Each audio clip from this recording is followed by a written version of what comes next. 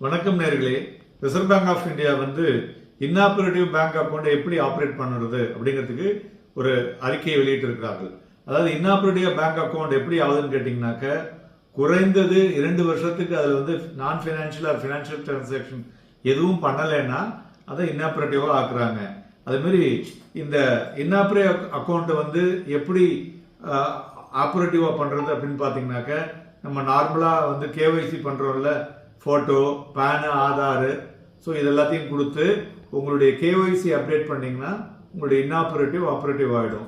Inoperative ஆகாமல் இருக்கிறதுக்கு என்ன பண்ணணும் அப்படின்னா, வருஷத்துக்கு ஒரு டைம் ஒரு ஒரு ஃபினான்ஷியல் டிரான்சாக்ஷன் அப்படின்னு நான் ஃபினான்ஷியல் டிரான்சாக்ஷன், ஒரு மெயில் அனுப்புறது, இல்லை கிரெடிட் கார்டில் வந்து ஏதாவது கொரி கேட்டு அனுப்புறது, இந்த மாதிரி விஷயங்கள் பண்ணுறது தான் ஆப்ரேட்டிவ் அக்கௌண்ட்டாக மாற்றுவதற்கு உண்டானது.